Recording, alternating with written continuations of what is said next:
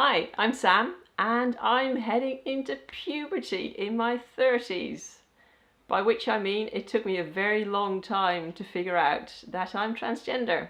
So I'm finally getting around to making some videos about it because I did want to document the whole process. Except I'm also a fantastic procrastinator, so I'm already 7 months into hormone replacement therapy by the time I'm filming this video. It was only about 5 or so years ago that I started to realise that what was bothering me had something to do with gender. Because before that I hadn't really been exposed to transgender people. I didn't really think about it. I didn't even realise you could have an issue with your gender. So it was about 2014, 2015 that I even told a friend of mine that I thought I might be gender neutral or something along those lines, which she reminded me of when I came out to her as transgender, and I'd completely forgotten this had happened at all. And then I went to Australia, basically because I could, and I had a friend there I could stay with for a while, and it just all worked out. But what happens then is you go to another country and nobody knows you there, really. Nobody has any expectations of what you look like or anything like that. So I could basically experiment and wear what I wanted, have a really short haircut and all that kind of thing without people immediately going, oh, what's going on with Sam this time? And it turned out that that friend and I, we got along really, really well. So you start having these really conversations about everything and anything, and quite deep ones sometimes as well, in the middle of the night in a car at a McDonald's drive-through. So I came back from Australia determined right away to have myself referred to a gender clinic because I wanted to talk to the professionals about it. And that year I was turning 30 as well, so it was one of those milestones. I'm going to sort my life out a bit now kind of things. And that is basically the short story, but the long story isn't half as straightforward or easy as that sounded. Because how do you even know what you're feeling is gender dysphoria, especially when you have no one around you really talking about that kind of thing? And a lot of the stories you listen to and watch on YouTube and wherever is a lot about people who knew most of their lives. They knew from a young age that they weren't the gender they'd been assigned at birth. And I didn't have that. What does gender dysphoria feel like, and how can you tell when you've basically been feeling that discomfort your whole life? It's normal, it's just the way life is. And I realise it's highly individual, but I'm going to tell you how I worked through it in a way. For me, the biggest signs were more social than it was intrinsically about my body. I was uncomfortable when people put me in a very feminine role or expected me to act in a certain way when I didn't really. And then there was the flip side, where when people mistook me for a boy, which happened more often when I was younger than it does now, that I didn't mind at all, and I liked it, which was weird. And I just didn't really want to deal with that, so I just didn't think about it, dismissed it, whatever, Sam's weird. The body issues really only became clearer in hindsight, because looking back, when I was a kid, my parents didn't make my sister or I dress or act in a very gendered way, so we didn't really have to be feminine. We could wear what we wanted, more or less. Didn't really matter what we played with or how we played or any of that. So I don't really remember being particularly uncomfortable then. It's just later in school, and especially in secondary school and puberty, around the time puberty starts, that I started noticing I was a bit different. I never really got into all the makeup and wanting to look nice for boys or whatever. And later I didn't get the crushes, and I didn't really understand a lot of it, because it turns out I'm asexual and probably aromantic as well, which didn't help. But even then I was just like, okay, I'm just different. I'm going to go back to the chess club now, because I was always a nerd. And at university I was just plain too stressed about the workload and catching up to a different education system, because I went to school in the Netherlands and then went to university in the UK. It's just in hindsight, there's things like I used to swim a lot, and went to one of those competitive swimming clubs and things like that. And in high school, I stopped. I just quit, and I hardly ever went swimming again after that. Just sometimes when you had to for school and things, but I just didn't do it anymore. And any time you're called for dressing up, I wouldn't put any effort in at all. I got the most boring dress, and I don't know. It was a bit miserable, but again, it's one of those things you just try not to pay attention to, move on. Life is just like this. And even when I really put effort in at university, I had one of the big summer balls. I think it was summer ball. Oh, I forgot. I had the fancy dress and had my hair done up by someone, and it looked really pretty. Yeah, even now in hindsight, you could say I looked pretty on those photos. But I just remember being really uncomfortable and anxious and not liking it. So I made my excuses pretty quickly and got back into the jeans and hoodie. Now, any of those situations, it was just unpleasant, and I didn't quite know why it was that bad. So I tried to ignore it, and that continued for a long time. And I got really into making costumes at one point as well, and they all tended to be male costumes. But hey, crossplay was normal, so. But even going in the opposite direction towards more masculine expression could feel bad.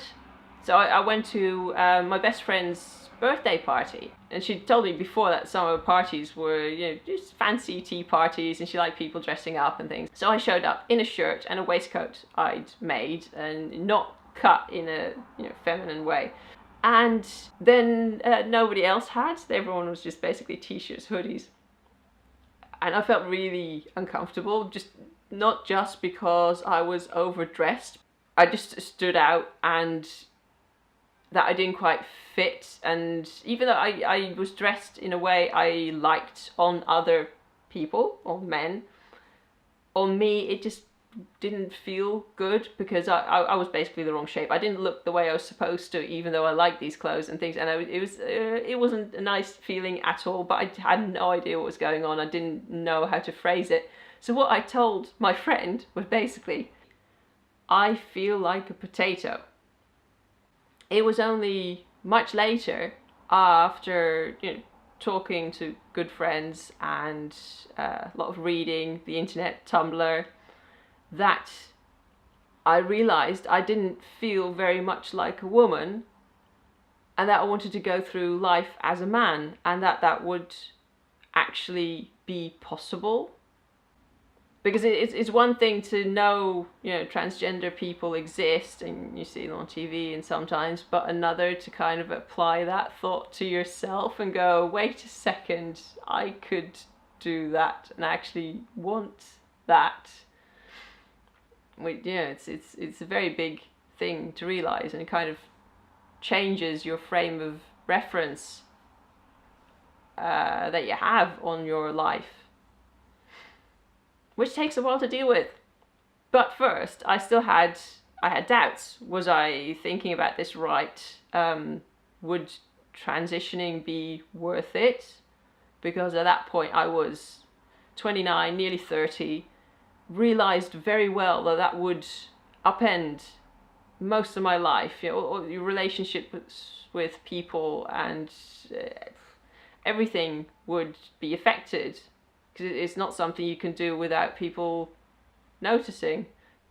Came home from Australia, it was October I think, and then in January I went, for the new year, with the year I turned 30, I'm going to investigate this, see if it's something that will make me feel better, be happier, and went to my GP for a referral to the gender clinic.